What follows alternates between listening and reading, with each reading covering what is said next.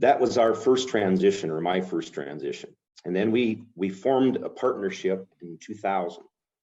And Greg and my father, Martin, and my nephew, Cody, and I were the 4 principals.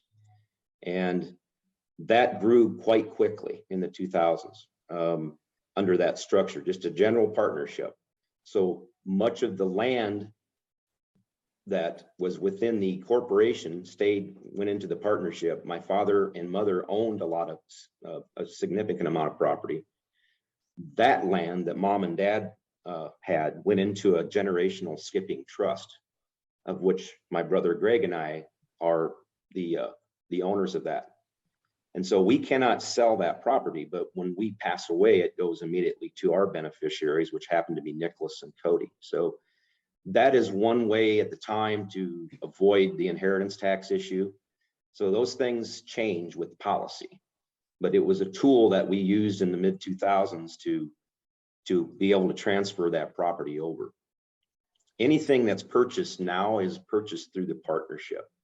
Brenda and I do have property that we own outside. You know, we had some opportunities to buy some more land, and that land is all strategic within the partnership. In other words, it's a very important part of the partnership. So it most likely will go to our girls who aren't part of the operation, but it'll give them some future income. But it's always going to be strategic for the operation. Nicholas is going to end up with 10% gifted to him from me. So we gift and then we sell at a discounted rate our ownership in the operation as time goes on. And we're getting very close in my transition plan to doing that. We're in the process of that right now. In fact, we've been working with Alan for the last 3 years, and Brenda and I personally are working with him on the estate transfer as well. So it's been a very, very good journey with him. And I can't say enough about how much he's helped us personally and helped our operation structure and plan for what we need to do to transition to the next generation. But there's a few points that I think that are salient, that I think are important. First of all, you've got to empower the next generation. You can't expect them to come back, work hard, and not be able to become somewhat involved through ownership or through responsibilities. They need to have a sense of ownership. They need to have skin in the game. And how do you do that? Well, there's a number of ways. First of all is gifting. Be willing to gift if you can. If you can't, I understand. Be willing to gift. Be willing to sell your farm assets at a discounted rate. And in our case, I think it's 65%. Don't quote me on that. But be willing to discount that value to make it easier for that next generation to come forward. We can also do it through internal loans. That's how Cody and I did it. So we have loans within the farm that they help us buy the land, and then that is discounted at the end when we transition out. Give them responsibilities early. If you're going to bring them on board, make them responsible and accountable for big things of the operation. Put them in charge of parts of the business that maybe you're not as comfortable with doing. So make them part of the operation as quickly as you can. Transfer your passions. And in my case, soil health and soils are my passion. And I'm hoping that we can transfer that on to the rest of the family so that whoever comes in my place will have some semblance of the importance of those passions. It's really important also to maintain the legacies that are there before from other generations. My father, Martin, had many legacies that he left with us. And it's our hope, and my goal is to maintain those legacies and never forget where they came from. Number 2, build personal wealth. Don't totally rely on the day you retire to sell the farm to make your living and maintain your lifestyle. Building personal wealth is a lifetime journey. It doesn't happen at the end of when you retire. It should be a lifetime journey. And that starts by saving early, saving and investing early. Develop a lifestyle budget. Maintain a low debt structure. Debt will kill you, especially credit card debt. Be willing to invest, whether it's land, stock market, insurance. Be willing to invest. Don't just leave your money in a low interest account. Life insurance is a good one. We've been buying life insurance since we were in our 20s, when it's cheap. It's very, very affordable when you're young. And those life insurance policies can grow with very little input. Outside income. There's there's many opportunities out there for, like me, for example, I sell soil amendment products, have been for about 27 years. But make sure that it doesn't impede your business. Make sure it doesn't take away from your business, your main core business. In my case, it actually helps ours by being able to use these products at a dealer rate. Go through an estate planning process, just like I mentioned with Alan. That is, I think, really important, especially in a farming business, which has a tremendous amount of complexities involved. That process will help clarify and guide you through setting those lifetime goals and those transitioning goals. It's very important.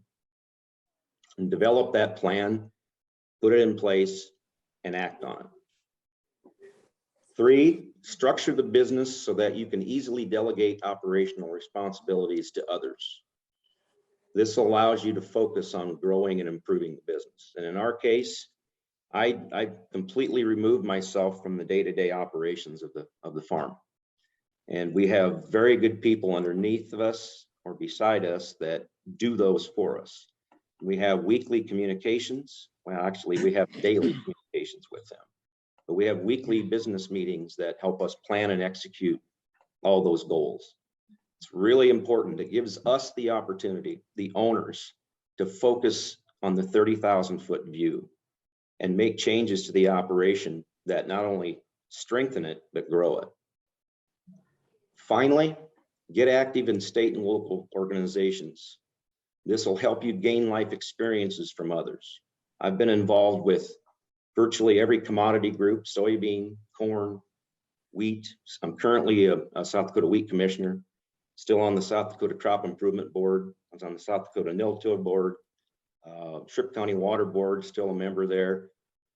So I've been chairman on most of those. So there's a lot of leadership learning processes that I gained through those organizations.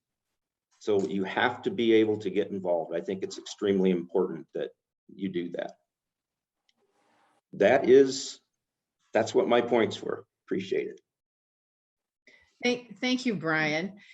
I think you've given some excellent points. You used one word that I think is really important to draw out, and that's journey. And this transitioning it clearly is a journey. You need to start early. The sooner that we can get started on that journey, and those of us in the generation that are, that we're transitioning to the next generation, that we can be around as being a mentor. Because the one thing that we don't have control of is, will we be here tomorrow? There's a lot of other things on the journey that we do have control of. And so we need to start that journey early and be able to do as much as we can with the things that we can control, knowing that, whether we're here tomorrow or not is not in our control. So you guys have had a definite plan, and and obviously different than Bob. And again, I think that we know that every single ag business is going to be different, but fundamentally there's some things that are the same. And some of the things that I've heard you say that are important are the same things that Bob said as well. So I think that's really good. Nick, do you want to share a little bit of your insight into transitioning? Of course. So obviously I'm not in a different spot than any of the other 3 individuals on this webinar. They've all been through the stage of life that I'm in right now, but I do think I have a couple takeaways since I'm in the thick of it right now as someone who's getting transitioned in, that I can make a couple points that add value to those maybe that are listening or those that have children that are in my position. Before I do that, I just want to make a couple comments kind of about Jorgensen Land and Cattle. And I think a couple of the benefits that we have structurally that has made our transition process less painless, if you will. And once again, different than Bob's, and like you said, Kim, I don't think, I'm not saying that one is better or worse than the other. I think in our family situation though, one of the huge benefits we've had as this has transitioned from the third to the fourth to the fifth is our partnership structure. A large majority of what we do and what we own is ours. It is not Brian and Brenda's. It is not Nick and Ashley's. It is not Cody and Abby's.